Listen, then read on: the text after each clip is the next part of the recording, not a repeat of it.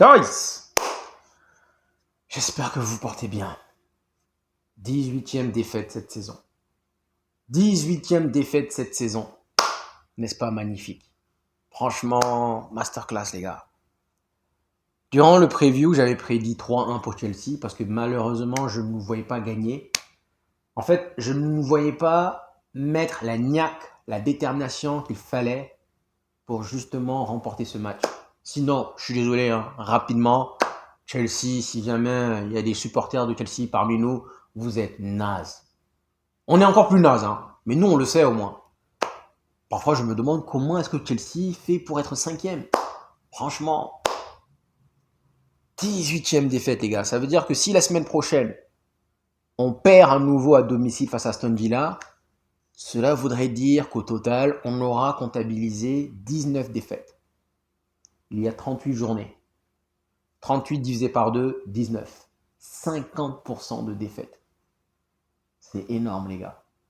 C'est vraiment énorme. Alors, je sais que normalement, j'avais prédit un 3-1. Donc, inconsciemment, je devais quelque part me préparer à ce qu'il y ait une nouvelle défaite. Mais n'empêche que quand ça arrive, ça fait mal. Ça fait quand même mal. Et là, j'ai envie de dire stop. Oh, les gars, stop. J'ai réalisé une vidéo ce matin que je vais intituler les arguments et les contre-arguments de la finale face à Tottenham. Bon, je vais probablement la mettre en ligne dimanche soir, mais sincèrement les gars, j'ai plus envie de parler de championnat. J'ai plus envie de parler de championnat, j'ai plus envie de parler le match de Chelsea. Honnêtement, là on était en live quasiment pendant toute la deuxième mi-temps parce que le match en lui-même, il était naze. Maintenant, nous, notre position de 16e, c'est légitime quelque part. On sait que nous sommes nazes. On sait en réalité que quelque part dans notre inconscient, dans notre subinconscient, on a autre chose à jouer dans 5 jours. Bon, Chelsea, ils vont jouer normalement, mais ça sera le 28 mai. Donc pour l'instant, ils ne sont pas concernés. Mais nous, forcément, qu'on allait jouer avec le frein à main. Mais malgré cela, j'ai trouvé un Chelsea très faible. Et avec ça, ils sont 5e. Conclusion, peut-être que l'année prochaine, avec quelques réglages, quelques touches par-ci par-là, peut-être que... Mais oui, les gars, franchement, la vie d'un supporter, c'est dur. C'est dur parce que tu le sais que ton club va en finale, tu sais que normalement ton club va délaisser le championnat, mais n'empêche, ça fait mal. J'ai mon cousin Omar qui dit tout sauf Chelsea. Tout sauf Chelsea. Et franchement, quand Maguire a marqué le but, guys, quand Maguire a marqué, j'ai commencé à dire tout sauf Chelsea, on va les caisses, on va les caisses, on va les caisses. Mais il est là le vrai problème. Je pense que on l'a déjà vu cette année. On l'a vu face à Wolverhampton. On l'a vu je sais pas combien de fois. C'est-à-dire que Manchester United fait une bonne entame de match. On est là, franchement, les 20 premières minutes, les gars, c'était pas masterclass, c'était pas waouh, mais c'était pas mal. Et en réalité, on essaye de comprendre où est-ce que le coach veut en venir, où est-ce qu'il veut aller. C'est juste que malheureusement, on va revenir une nouvelle fois, c'est triste, mais on va revenir une nouvelle fois sur la pré-saison qui a eu lieu il y a 9 mois. Entre juillet et août, là, les joueurs ont ce problème-là depuis Olé en réalité. C'est-à-dire que techniquement, enfin physiquement, on n'est pas capable de tenir. Depuis Olé, on est capable de jouer par bout de match, mais on n'est pas capable, collectivement, de faire un match de bout en bout. Impossible. Et là, on a bien commencé le match, et quand Maguire marque, j'ai commencé à m'exciter. J'ai commencé à sauter dans tous les champs. On va les gaze, on va les gaze, on va les gaze. À la limite où on a fait un zoom sur Rubena qui fait comme ça, je me suis dit, on l'a à l'envers. Et le problème, c'est que le problème est au-delà de physique. Le problème, il est également mental, parce que je pense que, vu l'entame de match qu'on avait eu, si Maguire avait marqué, on allait enchaîner. On l'a déjà vu. Quand Manchester United ouvre le score, ça c'était face à Everton. On avait ouvert le score et derrière, on est reparti. Boum, boum, boum. Mais psychologiquement, on a marqué un but. Les joueurs se sont dit, oh, le but est annulé, hors-jeu. Et là, je pense que quelque part, ils ont déconnecté parce qu'à partir de cet instant, malheureusement, on a eu quelques percées, oui, mais c'était la traversée du désert. Chelsea est revenu dans son match. Chelsea, par contre, justement, ce fait de jeu-là leur a permis justement de revenir dans le match. Mais encore une fois, oui, ce sont les détails. C'est soit quand on marque et le but est annulé, donc psychologiquement on est atteint, ou alors on fait un bon début de match, malheureusement on encaisse un but de gag, un but bête, bête, pardon. Première occasion, premier but, West Ham, Wolverhampton. Wolverhampton n'avait pas vu, franchement, ils n'avaient pas vu le bout de notre surface de réparation. Ils arrivent, coup franc, but. Et derrière, je pense que psychologiquement, on se dit qu'on a fourni tellement d'efforts pour pouvoir justement rester dans ce match, pour pouvoir vraiment ouvrir le score. Et derrière, c'est comme si en réalité, c'était qu'on était malheureusement victime d'une injustice. Alors que non, il y a clairement enjeu, malheureusement. On le voit clairement. Mais franchement, belle finition. Très belle finition de Maguire. Et là, moi, je pense à quelque chose. Ce serait dommage qu'il ne le fasse pas. Mais franchement, les gars, Heaven est de retour.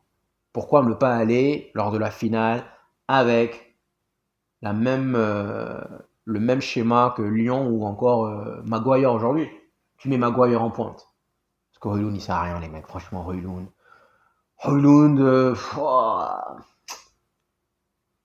En réalité, j'ai envie de l'insulter, mais en même temps, j'ai de la peine pour lui. Parce qu'il me fait pitié. Il me fait de la peine. C'est pas de sa faute. Il a juste pas confiance en lui. Il est perdu en ce moment. Mais oui, pourquoi ne pas mettre Maguire en pointe et tu fais une défense avec tu fais une défense avec Mazraoui, mais le problème c'est qu'il n'y a personne dans l'axe. Mais j'aurais essayé Mazraoui, Shaw, qui a fait un bon match aujourd'hui également.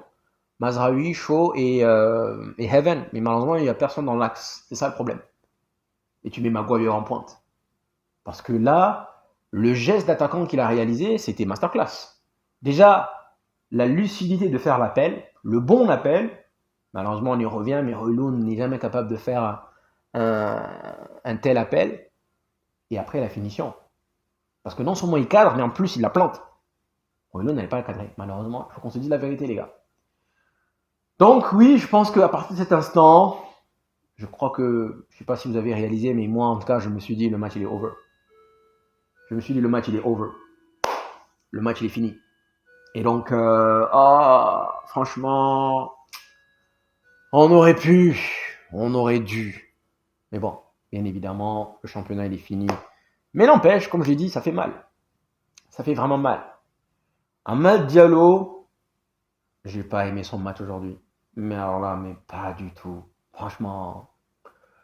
Mais je me dis que, vous voyez comment Cucurella il joue. Celui qui a marqué d'ailleurs, mais Cucurella c'est quelqu'un de sanguin. Et en fait, Cucurella, si tu fais pas attention, le mec avec ses cheveux là, c'est un petit fou, hein. Il sait pas défendre en fait, donc du coup, il est maladroit. Et si tu fais attention, il peut te blesser rapidement. Et donc je pense que, du moins, je l'espère, c'est comme ça que je l'interprète. Je pense qu'Amad Diallo s'est dit, bon ben, tranquille. Franchement, pas besoin, j'ai une finale dans 5 jours. Mais il a rien tenté, c'est-à-dire, en aucun cas, à aucun moment, il n'a pris l'initiative de déborder, d'aller prendre Cucurella en one-to-one. Chaque fois, passe latéral, passe en arrière, passe en arrière. Ça m'a rappelé Anthony. Donc Amad Diallo, je l'ai pas aimé. Et encore une fois, il y a l'action, on lui donne le carton jaune. Les gars, je vous l'ai dit. Amad Diallo, moi, c'est un joueur que j'aime beaucoup. Mais encore une fois, les gars, moi, je fais pas de bashing. Quand je dis quelque chose, c'est parce que voilà. Parce qu'en réalité, tous ces joueurs-là, moi, ce qui m'intéresse, c'est Manchester United. C'est tout. Et donc, Amad Diallo, oui, il a ce petit esprit, malheureusement, de tricher. Ça, c'est un état d'esprit à l'espagnol, j'ai envie de dire. Je vais simuler. Mais dans tous les cas, il y a la VAR. Ça sert à rien, mec. Ça sert strictement à rien, il y a la VAR. Il y a une autre chose qu'il a fait qui m'a énervé également, c'est à un moment donné, ben, il prend un sacré coup, oui. Mais à partir du moment où la bite ne siffle pas, joue ton match. Relève-toi. Il reste couché là comme si on lui avait enlevé une jambe ou enlevé un œil. Mec, c'est pas un sport de tapette, je suis désolé, c'est un sport de bonhomme. Donc, à partir du moment où l'arbitre n'a pas pris la décision de siffler, Tu te relèves parce que malheureusement, tu laisses tes coéquipiers en infériorité numérique. Tu les laisses à 10. Tu es là couché ici, tu savais marquer. On fait quoi? Qu'est-ce qu'on va dire? T'as mal, mais ça sert à rien puisque juste après tu t'es réveillé. Bref. Et vous voyez, hein, comme ce que je dis, c'est que Amad Diallo, moi, c'est un joueur que j'aime beaucoup. Mais j'ai pas peur de venir vous dire les termes. Vous avez peut-être trouvé ça bizarre, mais mon homme du match, moi, c'est Dorgu. Ouais. Je le dis haut et fort. Moi, j'ai aimé le match de Dorgu. C'est pas extraordinaire. C'est pas sans sas, oui. J'en conviens personnellement, parfaitement. Mais j'ai aimé les initiatives, j'ai aimé les courses, j'ai aimé aussi le bon nombre de ballons récupérés. Maintenant, bien évidemment, c'est pas un produit fini. Clairement, ça pêche dans le dernier geste. Le centre, il doit le faire, c'est hasardeux, oui, bien entendu, on le sait. Mais franchement, moi, j'ai bien aimé son match. J'ai aimé son match aujourd'hui. Ensuite, il y a qui d'autre Maguire également, défensivement, j'ai bien aimé. Et offensivement, encore quel but, malheureusement, mais j'ai bien aimé Maguire. J'ai bien aimé Shaw aussi. Donc je pense que ces deux-là vont jouer, certainement. Même si Heaven est de retour, même si Yoro travaille dur comme fer pour pouvoir revenir, même si Lindelof aussi n'a pas été mauvais. Mais en réalité, sincèrement, bien qu'on critique souvent Lindelof, il faut quand même souligner son professionnalisme. Là, normalement, il est certain de ne pas être titulaire mercredi en finale, mais n'empêche que il joue avec ses moyens. Il n'est pas top, top, top, top, mais normalement, si tu sais que tu pars, tu te dis fuck off. Donc ça aussi, je salue ce professionnalisme-là. Au milieu de terrain, Casemiro, ouais. Mais les gars, Caicedo, c'est un autre level, les gars. C'est triste, mais Caicedo, il a bouffé le milieu de terrain. Caicedo, il a bouffé le milieu de terrain. Et donc oui, on avait l'occasion à l'époque de l'acheter à 5 millions. On a voulu jouer au prétentieux, que ce soit lui, que ce soit Haaland, que ce soit je ne sais qui encore, Maguire. On refuse de les acheter à bon prix. Il était à 5 millions à l'époque. On a refusé. Maguire 5 millions, on a refusé. Et ouais, elle est belle, le service de recrutement. Non, pas le service de recrutement. Les personnes qui prennent les décisions à Manchester. Donc Casemiro, c'est pas mal. Il fait une belle action, ce que j'aime bien. Et à un moment donné, il fait un beau tacle qui ramène le ballon en corner. Et là, il te fait un truc. J'aime bien le visage qu'il donne, en fait. Juste pour prendre la photo, tu dis le tonton, le tonton. On aura besoin de lui, sincèrement. On aura besoin de lui. Ugarte qui est rentré derrière. Mais bon, voilà, je pense que d'ailleurs, les carottes étaient déjà cuites. Donc, Casemiro, ouais. Bruno, j'ai bien aimé ses passes. À un moment. Mais derrière, je pense que à partir de l'occasion, enfin, à partir du but annulé de Maguire, je pense que toute l'équipe a arrêté de jouer. Hein. Ils se sont dit fuck off, c'est bon. Mais sinon, la passe qu'il délivre à Maguire, elle est spectaculaire. Elle est spectaculaire. Mais il y a quand même quelques pertes de balles également. Il y a des pertes de balles. Apparemment, il a perdu plus de 600 et quelques ballons cette année. C'est énorme. Mais c'est moins que l'année dernière, parce que l'année dernière, il avait perdu 860. L'année dernière, sur l'ensemble de la saison, il a perdu 860 ballons. C'est énorme. Je ne sais pas si vous vous rendez compte. Certes, c'est notre playmaker, oui, mais quand même, il y a aussi beaucoup de pertes de balles. Donc, voilà.